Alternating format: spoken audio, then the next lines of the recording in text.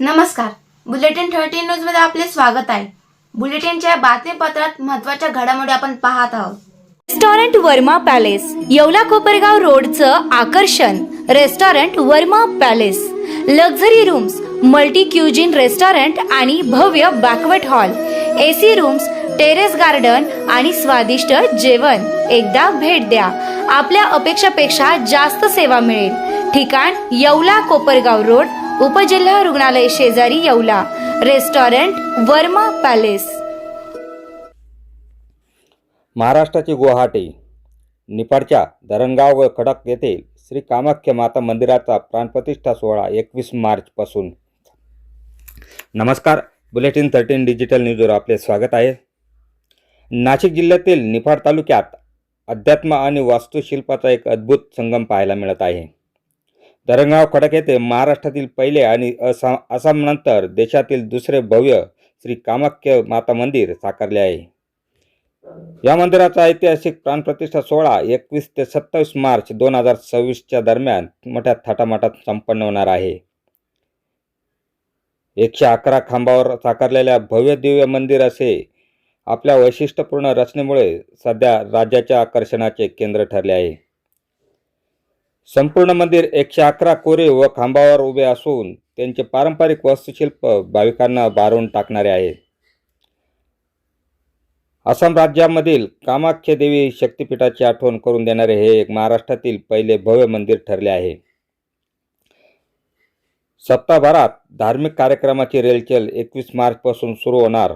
या सोहळ्यात पंचकुंडात्मक शतचंडी यज्ञ हे मुख्य आकर्षण असणार आहे. 7 दिवस चालणाऱ्या या विधीमध्ये विविध धार्मिक संस्कार, होमहवन आणि मंत्रोच्चाराने परिसर दुमदुमून निघणार आहे. 27 मार्च रोजी मूर्तीची प्राणप्रतिष्ठा होऊन सोहळ्याची सांगता होईल. बुलेटिन 13 डिजिटल न्यूजसाठी विलास कांबळे, निफाड.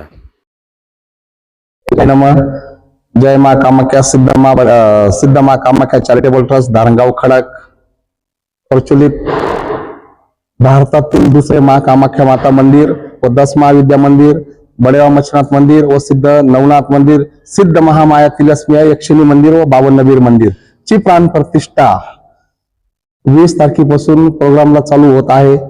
20 तारखेला मूर्तींची भव्य मिरवणूक होईल. 21 तारखेपासून सप्तचंडी याग चालू होईल. 21 तारखेपासून तर 27 तारखेपर्यंत सप्तचंडी याग चालेल. त्या सप्तचंडी याग मध्ये 111 जोडपे बसणार आहे. कामाख्यामधून जे महंत, तिथले जे मेन पुजारी आहे, जे महंत आहे मोठले, ते 111 ब्राह्मण तिथून येणार आहे. काशीवरून 111 ब्राह्मण येणार आहे. मयांगवरून 111 ब्राह्मण येणार आहे. तारापीठवरून 111 ब्राह्मण येणार आहे. आपल्या त्र्यंबकेश्वरवरून 111 ब्राह्मण येणार आहे. नाशिकवरून 111 ब्राह्मण येणार आहे. 111 म्हणजे एवढ्या ब्राह्मणांच्या याच्यामध्ये देवीची व नाथांची व महामाया यक्षिणीची प्राणप्रतिष्ठा होणार आहे. ह्या कार्यक्रमासाठी 7 दिवसाचा सप्ताह सोहळ्याचं आयोजन पण केलेलं आहे. मोठे साधू महंत